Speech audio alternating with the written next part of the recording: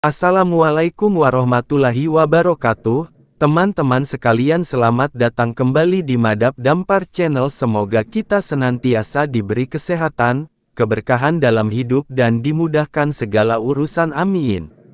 Teman-teman yang berbahagia, marilah kita dengarkan narasi di bawah ini mengenai Al-Ghazali dan teori ketuhanan, menemukan Tuhan dalam relung jiwa. Namun sebelum itu jangan lupa subscribe dan share kalau video ini bermanfaat. Di tengah gelombang pemikiran filsafat dan spiritualitas Islam, nama Abu Hamid Muhammad bin Muhammad Al-Ghazali, atau yang lebih dikenal sebagai Imam Al-Ghazali, berdiri sebagai mercusuar yang memandu umat dalam samudera pencarian hakikat.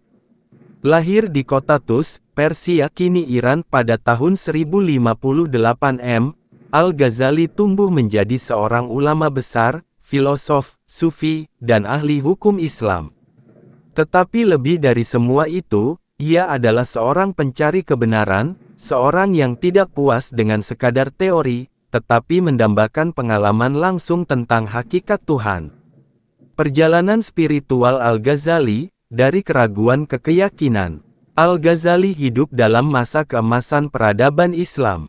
Di sekelilingnya berkembang pesat pemikiran-pemikiran filsafat Yunani yang diadopsi oleh para filosof Muslim, seperti Al-Farabi dan Ibnu Sina. Namun di sisi lain, dunia sufisme juga berkembang dengan kentalnya spiritualitas. Dua arus besar ini, akal dan rasa, bertemu dalam jiwa Al-Ghazali dan menimbulkan keguncangan batin yang mendalam.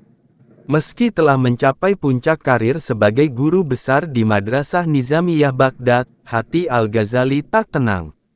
Ia dihantui keraguan eksistensial, apakah ilmu yang ia ajarkan membawa manusia pada kebenaran hakiki? Apakah Tuhan bisa dikenal hanya lewat argumentasi logika? Dalam karyanya yang monumental Al-Munshis min Ad-Dalal, penyelamat dari kesesatan, Al-Ghazali menuturkan krisis spiritual yang melanda jiwanya. Ia merasa hampa, ilmu kalam yang logis tidak mampu menenangkan hatinya. Filosofi yang rasional tidak memberikan kebahagiaan rohani. Ia lalu meninggalkan jabatan, popularitas, dan hartanya, menyingkir selama 11 tahun untuk mencari kebenaran melalui jalan tasawuf. Dari sinilah muncul teori ketuhanan yang unik dan mendalam dari Al-Ghazali, teori yang bukan semata logika, tetapi juga cinta. Tuhan, dalam pandangannya, bukan hanya zat yang wajib wujudnya, tetapi juga kekasih yang harus dikenali dengan hati yang suci. Konsep ketuhanan dalam pemikiran Al-Ghazali. Bagi Al-Ghazali, Tuhan adalah satu-satunya realitas yang mutlak, tak bergantung pada apapun, dan menjadi asal segala sesuatu. Dalam kerangka filsafat Islam, ia menyepakati keberadaan Tuhan sebagai wajib al-wujud, yang wajib ada, tetapi ia menolak pendekatan para filosof yang mengandalkan akal semata. Al-Ghazali menegaskan bahwa akal memang penting, tetapi tidak cukup. Akal dapat mengantar manusia ke tepi samudera keimanan, namun yang membuat manusia mampu menyelam ke kedalamannya adalah hati yang bersih dari hawa nafsu. Oleh karena itu, ia menggambarkan proses mengenal Tuhan bukan hanya sebagai upaya berpikir, tetapi juga penyucian jiwa, tazkiyatun nafs. Tuhan, menurut Al-Ghazali, bukanlah sosok yang jauh dan tak terjangkau. Tuhan sangat dekat, bahkan lebih dekat daripada urat leher manusia. Namun keterdekatan itu tak akan terasa bila hati tertutup oleh kelalaian dunia. Oleh sebab itu, tugas manusia adalah membuka tabir-tabir itu melalui ibadah, tafakur, dan zikir. Dalam karyanya Ihya Ulumuddin, Al-Ghazali menyatakan bahwa mengenal Tuhan, marifatullah, adalah tujuan tertinggi hidup manusia. Tidak ada kebahagiaan yang lebih besar daripada melihat cahayanya, merasakan kehadirannya, dan tenggelam dalam cintanya.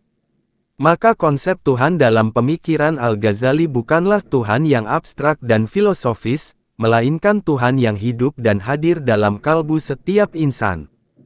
Tuhan dan sifat-sifatnya. Al-Ghazali membahas sifat-sifat Tuhan dalam kitab Al-Maqsad Al-Asna fi Syarh Asma Allah Al-Husna. Ia menjelaskan 99 nama indah Allah bukan hanya sebagai sebutan, melainkan jalan untuk mengenalnya.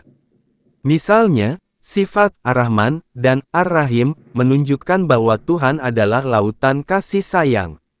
Sifat Al-Adl menegaskan keadilan mutlak Tuhan.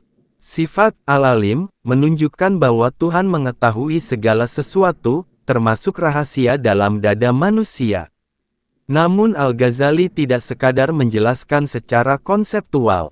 Ia mengajak pembacanya untuk meneladani sifat-sifat itu dalam kehidupan. Seorang hamba yang ingin dekat dengan Tuhan, harus menanamkan kasih sayang, keadilan, dan ilmu dalam hidupnya. Dengan kata lain, mengenal Tuhan harus membawa perubahan dalam diri dan perilaku. Tuhan dan cinta. Salah satu hal yang membedakan Al-Ghazali dengan para filosof adalah pemahamannya bahwa hubungan antara manusia dan Tuhan bersifat hubungan cinta. Dalam pandangannya, Tuhan menciptakan manusia bukan sekadar untuk diperintah dan diuji, tetapi untuk dicintai dan dicari. Cinta kepada Tuhan adalah puncak ibadah. Ketika hati dipenuhi cinta ilahi, maka semua ibadah menjadi ringan, semua cobaan menjadi berarti, dan semua harapan hanya tertuju kepadanya. Al-Ghazali menyebut bahwa cinta sejati kepada Tuhan muncul dari 3 hal. Kesempurnaan Tuhan, karena zatnya memang maha indah.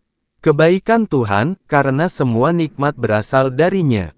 Kedekatan dengan Tuhan, karena ketika jiwa mendekat, ia akan merasakan kelezatan rohani yang tak tergantikan.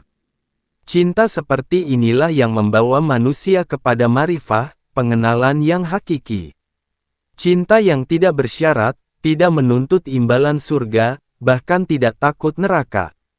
Sebagaimana doa para sufi, "Ya Allah, jika aku menyembahmu karena takut neraka, bakarlah aku di dalamnya. Jika aku menyembahmu karena mengharap surga, haramkanlah aku darinya.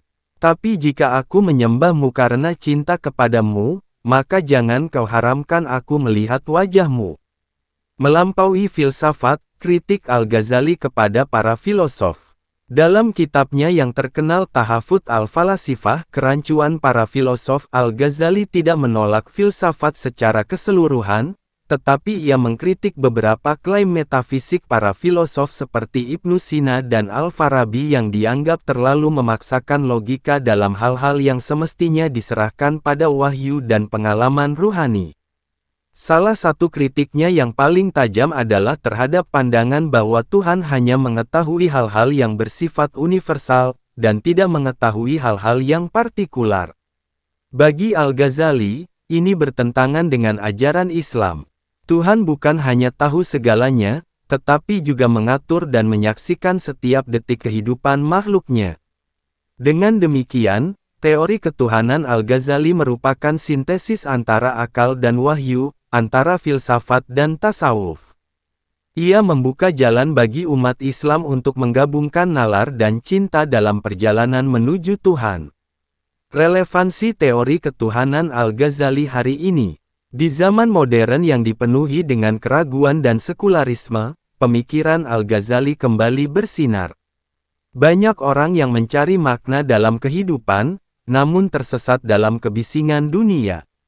Mereka haus akan spiritualitas, namun tidak tahu kemana harus mencari. Disinilah pesan Al-Ghazali menjadi obat jiwa. Al-Ghazali mengajarkan bahwa Tuhan bukanlah konsep yang jauh dan sulit dijangkau. Tuhan hadir dalam detak jantung kita, dalam hembusan angin pagi, dalam keheningan malam, dan dalam doa-doa yang tulus. Kita hanya perlu menenangkan jiwa, menyingkirkan ambisi dunia, dan membuka hati untuknya. Ia juga mengingatkan bahwa ilmu agama tidak cukup hanya dipelajari, tetapi harus dihayati. Seseorang bisa menjadi ahli fikih, ahli tafsir, atau ahli hadis, tetapi jika hatinya kering dari cinta ilahi, maka ilmunya bisa menjadi beban, bukan cahaya. Dalam dunia yang serba cepat ini, di mana manusia sering kehilangan arah, Al-Ghazali mengajak kita untuk kembali pada kedalaman, untuk mengenal diri, mengenal Tuhan, dan menemukan kebahagiaan sejati dalam kedekatan dengannya. Penutup, menemukan Tuhan dalam keheningan.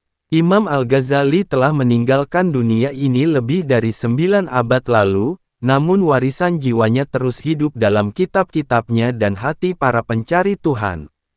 Ia menunjukkan bahwa jalan menuju Allah bukan hanya melalui akal, tetapi melalui hati yang penuh cinta, jiwa yang suci, dan hidup yang berserah. Jika kita ingin mengenal Tuhan sebagaimana Al-Ghazali mengenalnya, maka kita harus bersedia untuk bertanya dalam keheningan, siapakah aku? Dari mana aku datang? Kemana aku akan kembali? Dan ketika kita membuka hati, meninggalkan kesombongan dan mendekap kerendahan hati, maka akan terdengar suara ilahi yang lembut, aku lebih dekat kepadamu dari urat lehermu. Terima kasih telah mendengar video kami semua. Kehadiran video-video kami bisa selalu memberikan manfaat dalam kehidupan kita sehari-hari. Amin ya robbal alamin. Wassalamualaikum warahmatullahi wabarakatuh.